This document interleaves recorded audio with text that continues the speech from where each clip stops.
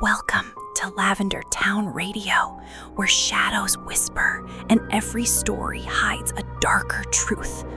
Tonight, let me take you deeper into the world of Pokémon you were never meant to see. My name is Lyra. I don't hear the howling anymore, but that doesn't mean the silence brings peace. The silence is worse now. It is an emptiness, a vacuum where the screams used to be. I'm in Mauville City now, in a sterile white room. They tell me I'm safe, but safety is just a word. It can't erase the memory of the smell of blood in the rain, or the feeling of crumbling earth under my desperate fingers. I wasn't born in Verdant Hollow. I was born in Slateport, a city of sea and sun. I met Kale there. He was a carpenter with calloused hands and kind eyes that held the quiet of the forests where he grew up. He told me of his home, a small village hidden deep in the woods of Route 120, a place not on most maps. He spoke of ancient, towering trees, of a crystal-clear stream, and of the Pact. It's a balance, he explained one night as we walked on the beach. The village provides for the forest, and the forest protects the village. More specifically, the Pact does. The Pact. Even then, the way he said the word made me shiver. He wasn't talking about a common pack of Mightyena. He spoke of them as a force of nature, an ancient, intelligent, and organized entity. He told me of the howling tax, or as the elders called it more gently, the offering. Each season, the villagers had to offer the pack their best, the first kill of the hunting season, the first basket of the harvest, the first bloom of the spring. They were placed on an ancient stone at the forest's edge. If the pack accepted, they would leave a Murkrow's feather as a sign, and in return, they would not hunt on village lands and would drive away other dangerous predators. I thought it was a quaint folktale, a charming tradition. I loved Kale, and I followed him home to Verdant Hollow. The village was beautiful, just as he described, but the Pact was no fairy tale. It was a cold, living truth. The Pact was real. I could sometimes see their glowing eyes from the tree line at night, watching, and their howls, they weren't animalistic. They had melody, structure. It was a language of dominance. For 5 years, we lived in that fragile balance. We paid our tax, the Pact accepted, until this year, the year of the drought. Our village had a pact with the wolves. We paid our tax in blood. This year, we couldn't afford the price. The summer was brutal. The sun was a furious, unblinking eye, scorching the earth until it cracked like an old man's skin. The stream dwindled to a trickle. The fruit trees bore no fruit. The animals of the forest grew thin and scarce. We tried. The hunters went further than ever, only to return empty-handed.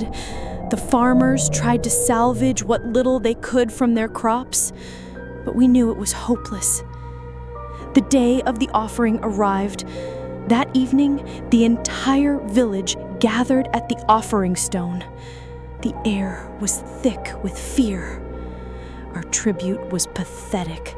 A single scrawny zigzagoon, a basket of withered berries, a wilted beautiful bloom. Elder Maeve, a woman whose face looked carved from tree bark, performed the ritual. She placed the offerings on the stone and spoke the ancient words. Then we retreated to the village and waited. The silence of that evening was more terrifying than any sound. We sat in our homes, doors bolted, listening. Kale held my hand, his knuckles white. And then it came. Not a howl of acceptance, but a long, mournful cry that echoed through the valley. It was not a howl, it was a verdict. Another voice answered it, then another, until the entire forest shook with a chorus of fury and contempt. The pact was broken. The howling tax had not been paid, and a new debt was about to be collected. They didn't attack us right away. First, they took our Pokémon. Then, they took our children. The Pact did not attack the village, not in the way we expected. They began a campaign of psychological terror, executed with a clinical, inhuman cruelty. The first phase was about our companions. The next morning, the blacksmith's Mightyena was found on his doorstep. Its throat had been torn out, but the rest of its body was untouched. It wasn't a meal, it was a message. Every morning brought another message. The seamstress's zigzagoon, the farmer's talo, until there were no Pokémon left in the village. The happy silence of companions had been replaced by a dead silence. We tried to offer more. A group of brave hunters went into the forest, hoping to find something to appease them. They did not return. 2 days later, we found their broken spears at the edge of the woods, arranged in a neat circle. The second phase was worse. It started with Alara's son, a 5-year-old boy named Finn. He was playing in his backyard when his mother looked away for just a second. When she looked back, he was gone. Panic engulfed the village. We searched, calling his name until our throats were raw.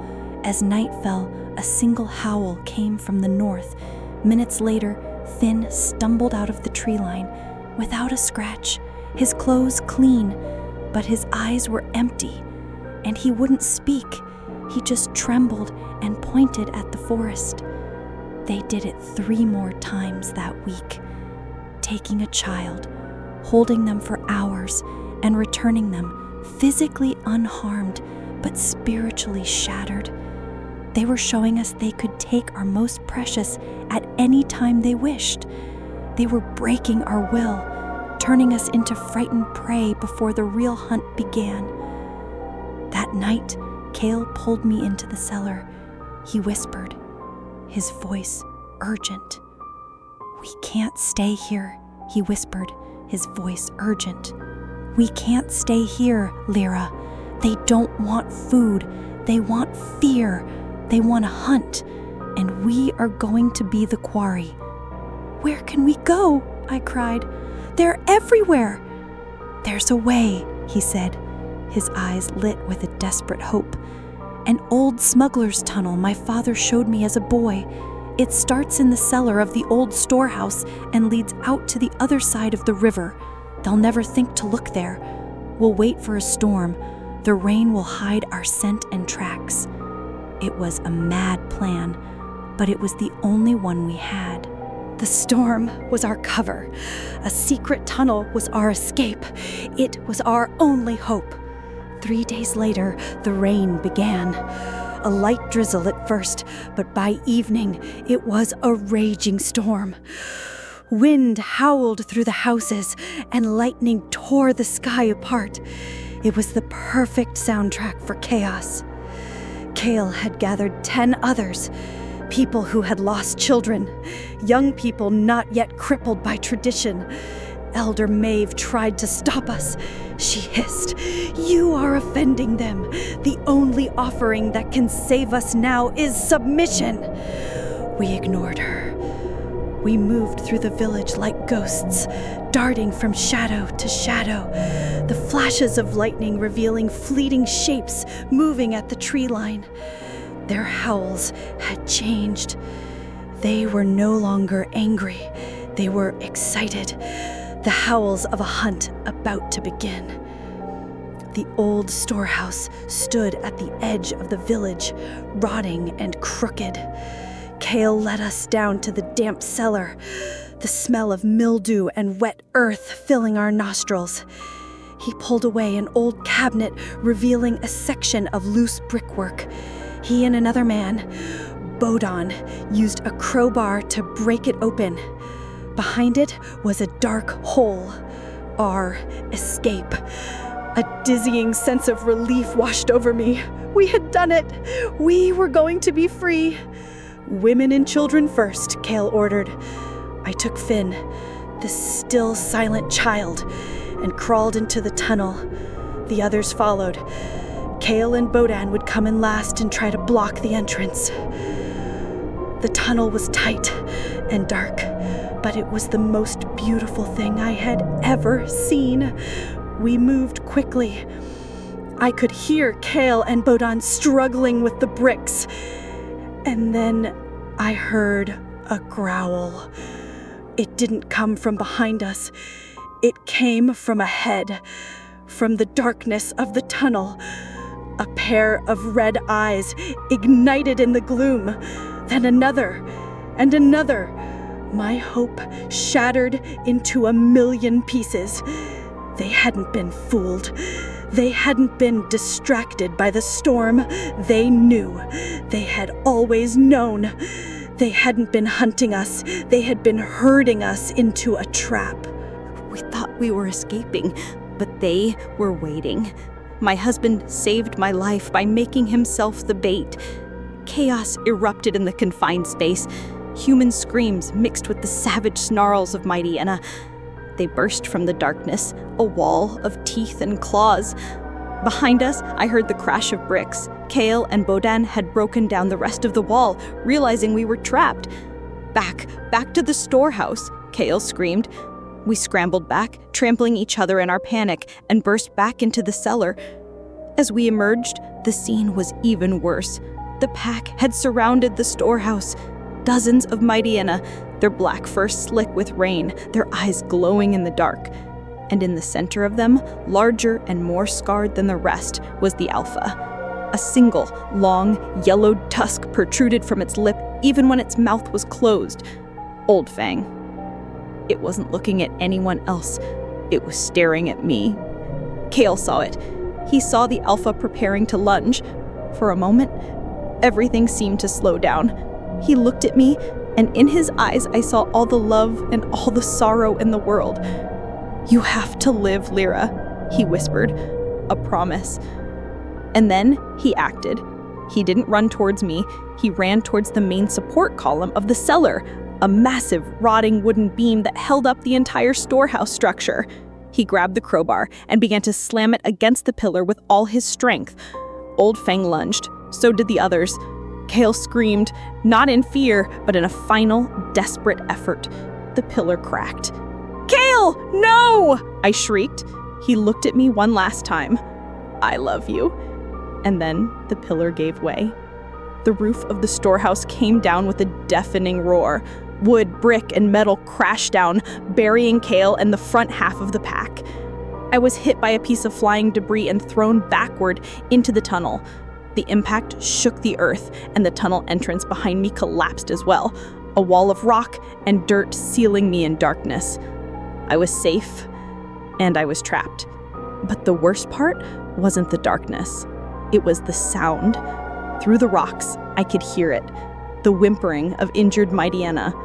The furious snarls of the survivors as they dug through the wreckage. And then, a sound that will haunt me until the day I die. A single, triumphant howl, followed by the wet, sickening sound of a feast beginning. The sound of them eating. I covered my ears and screamed, but I couldn't drown out the sound of them eating my husband. I was the only survivor of Verdant Hollow. I'm safe now, but every time the wind picks up, I can still hear them howling. I don't know how long I was in the tunnel. Hours? Days? I moved through the darkness, driven by a survival instinct I didn't know I had.